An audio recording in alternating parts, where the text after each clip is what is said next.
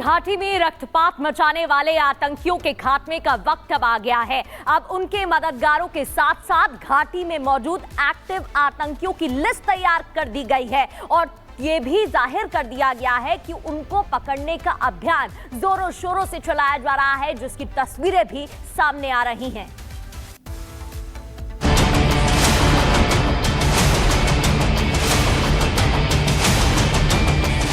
उन आतंकियों को और इस हमले की साजिश रचने वालों को उनकी कल्पना से भी बड़ी सजा मिलेगी।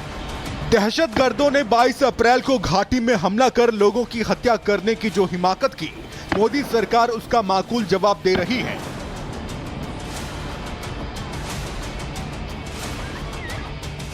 न सिर्फ आतंकियों के ठिकानों और घरों को नष्ट कर नेस्ते नाबूद किया जा रहा है, बल्कि संदिग्धों से पूछताछ के साथ साथ एक्टिव आतंकियों की तलाश भी जारी है।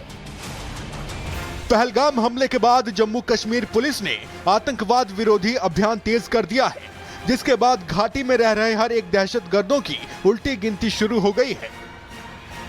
जम्मू कश्मीर पुलिस ने घाटी में मौजूद 14 एक्टिव आतंकियों की लिस्ट तैयार की है, जिसमें लश्कर, जैश और हिजबुल के आतंकी शामिल हैं।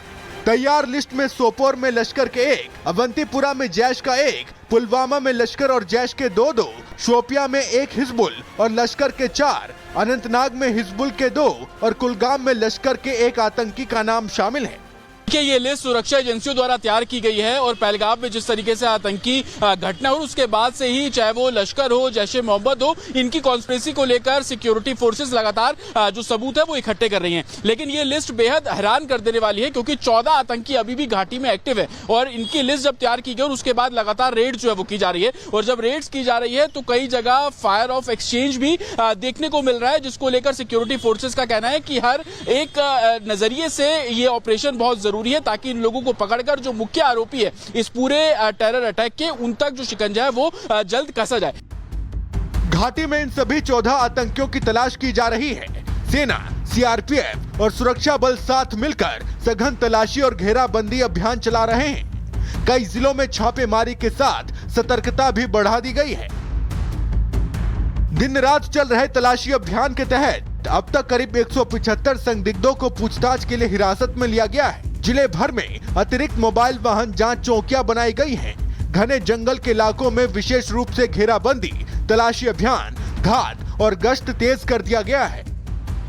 साफ है कि पाकिस्तान के आतंकी सपोलों ने जिस तरह भेष बदलकर इंसानी खाल में छिपकर हिंदुस्तान की पीठ पर खंजर से वार किया और उनके इस जघन्य अपराध में घाटी के जिस भी इंसान ने साथ दिया, उन सभी का सफाया होना तय है।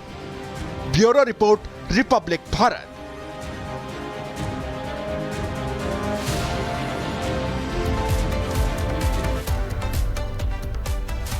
बंकर वाले घर एक्टिव किए गए हैं। जिन घरों में बंकर थे उनको एक्टिव किया गया है, उनकी साफ सफाई किया जा रहा है। ये तस्वीरें इस वक्त हम आपको दिखाने जा रहे हैं इंटरनेशनल बॉर्डर से, जहां पर जो बंकर वाले घर है उनको अब एक्टिव किया जा रहा है। वहां पर साफ सफाई हो रही है, उनको तैयार किया जा रहा है। ये देखिए कि अगर शेलिंग होती है तो फिर कैसे यहां पर आकर के ये लोग खुद की हिफाजत कर सकते हैं। और ये दिखा रहा है कि कितना बड़ा एक्शन होने वाला है और इसको लेकर के तैयारियां कैसी है। गुरसिमरन की एक रिपोर्ट देखिए।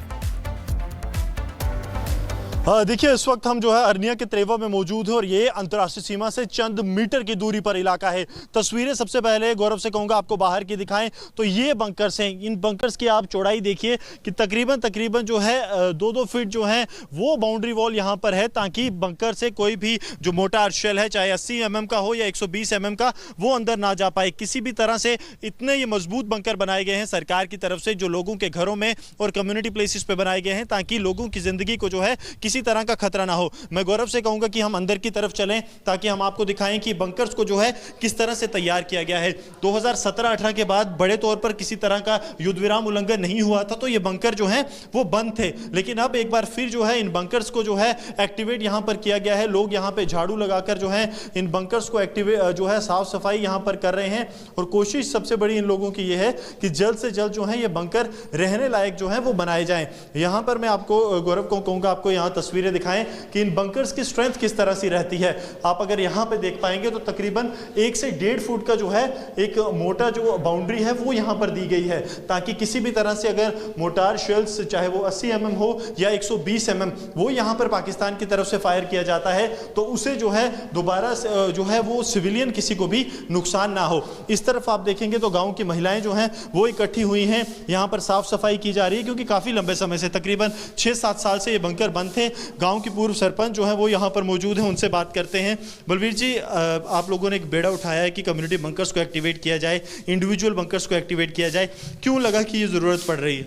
देखिए सर, अभी आपने भी सबने देखा होगा जो पहलगाम में हुआ वो अनबिलीवेबल था, अनटॉलरेबल था, और जब से वो हुआ हम लोगों ने अपने आप को प्रिपेयर कर लिया कि कुछ भी हो सकता है, क्योंकि हिंदुस्तान रिटेलिएट तो करेगा ही करेगा, और जब ये हिंदुस्तान जवाब देगा तो सब कुछ ही हिलेगा।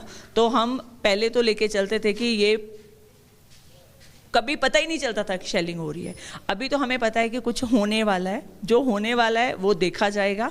पर आज की डेट में जो हमारे लोगों के लिए सेफर जोन है हम वो रेडी कर, कुछ मीटर ही दूर हैं आप लोग अंतर्राष्ट्रीय सीमा से, और लगातार कहीं ना कहीं अरनिया में हमने देखा है कि पहली जो फायर आता है उससे काफ़ी कैजुअलिटीज होती हैं, उसी की प्रिपरेशन है। बिल्कुल बिल्कुल, हम फर्स्ट फायर के लिए रेडी हो रहे हैं। जब first fire, after first fire काफ़ी लोग अपने आप को संभाल लेते हैं, जो फर्स्ट वाले फायर आते हैं उसी में ही प्रॉब्लम आता है हमें। तो जो फर्स्ट फायर के लिए हमने अपने आप को प्रिपेयर किया कि अगर कल को कुछ भी हो जाता है तो हमारे लोग जिनके पास इंडिविजुअल बंकर्स नहीं है वो कम्युनिटी बंकर्स को यूज कर सकते हैं। तो यहाँ पे सेफर जोन बनाया जाएगा। मैं आपसे गौरव को कहूँगा आपको दिखाएं कि ये जो है ये पूरी स्ट्रेंथ रहती है, यानी कि इतनी चौड़ी जो है बाउंड्री वॉल्स रहती हैं इस बंकर की, और इसे पार कर पाना जो है चाहे वो 80 mm का मोटार शेल हो या 120 mm का मोटार शेल, उसके लिए बिल्कुल भी पॉसिबल नहीं रहता, मुमकिन नहीं रहता, और आम लोगों की ज़िंदगी जो है वो बच जाती है। इस बंकर की अगर बात करें, ये 2 बंकर्स इकट्ठे हैं क्योंकि कम्युनिटी बंकर है, इसमें जो है अगर शेलिंग शुरू हो जाती है तो तकरीबन 12 से 15 लोग एक तरफ और 12 से 15 लोग एक तरफ, यानी कि कुल जो है 25 से 30 लोग यहाँ पर अपनी ज़िंदगी बचाकर